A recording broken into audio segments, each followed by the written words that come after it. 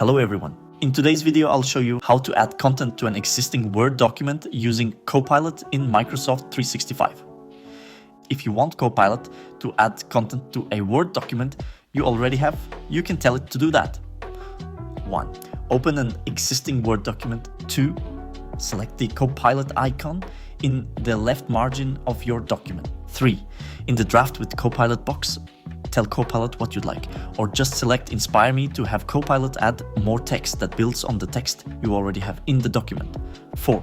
Select Generate and Copilot will draft new content for you. 5.